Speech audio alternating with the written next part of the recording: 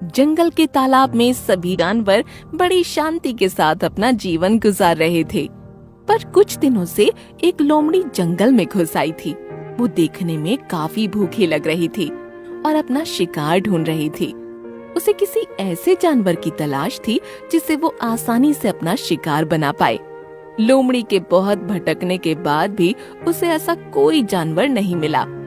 लगता है आज भूखे ही रहना होगा। पता नहीं इस जंगल के सारे छोटे जानवर कहाँ चले गए। तभी लोमड़ी को पास में ही तालाब दिखा। शिकार ढूंढते ढूंढते थकान होने लगी है। तालाब से थोड़ा पानी पी लेना चाहिए। लोमड़ी तालाब में पानी पीने लगती है। वाह, इस तालाब का पानी तो बड़ा मीठा है। अब कोई शिकार मिलने से तो रहा। क्यों ना इसी पानी को पीकर आज अपना पेट भर लिया जाए। ये बोलते हुए लोमड़ी पानी पीने लगी, पर तभी उसे तालाब में मछलियों का झुंड दिखाई पड़ा।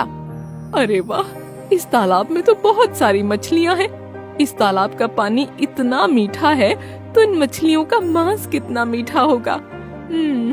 मुझे इनका शिकार करना चाहिए। सारी मछलियाँ इस खतरे से अनजान थीं। तभी लोमड़ी ने तालाब में छलांग लगा दी। लोमड़ी सीधा मछलियों के झुंड में आ गिरी और लोमड़ी ने अपने मुंह में 2-3 मछलियाँ पकड़ लीं। सभी मछलियाँ इस हादसे से भयभीत थीं। तालाब में बहुत सी मछलियाँ मारी जा चुकी थीं। तालाब की मादा मछली के 2 बच्चे लोमड़ी का शिकार बन चुके थे।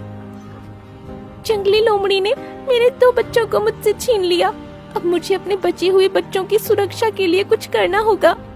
मादा मछली हाथी के पास जाकर उससे मदद की गुहार करने लगी। उसने सारी बात हाथी को बताई। हाथी ने मादा मछली को जवाब देते हुए कहा, मैं तुम्हारी मदद क्यों करूं? क्या तुमने कभी मेरी कोई मदद की है?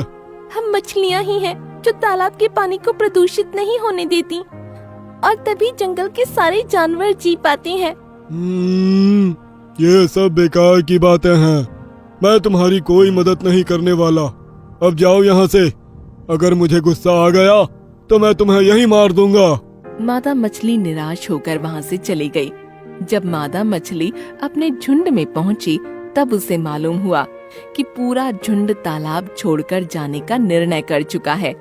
इसके जवाब में मादा मछली ने कहा, कृपया कुछ और समय के लिए इस तालाब में ठहर जाइए। मेरे बच्चे अभी इस तालाब को तैरकर पार नहीं कर पाएंगे।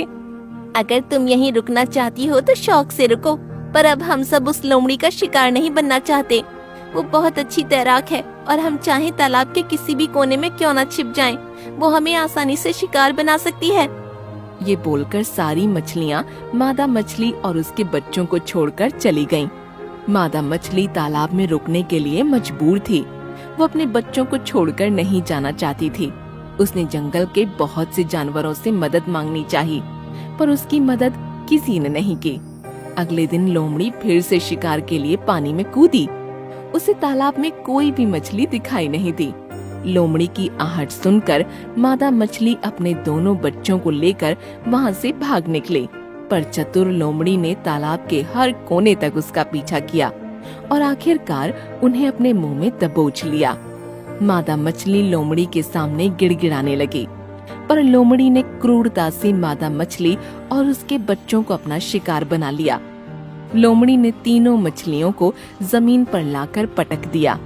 तीनों मछलियां लहूलुहान वहीं पर तड़प रही थीं।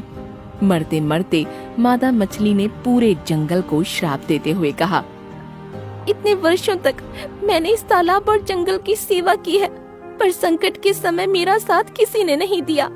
जिस तरह मैंने अपने परिवार को अपनी आंखों के सामने खत्म होते हुए देखा है, उसी प्रकार इस जंगल के सारे जानवरों का परिवार नष्ट हो जाएगा।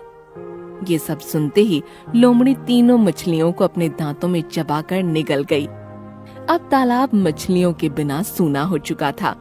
बिना किसी जीव के तालाब धीरे धीरे गंदा होने लगा था।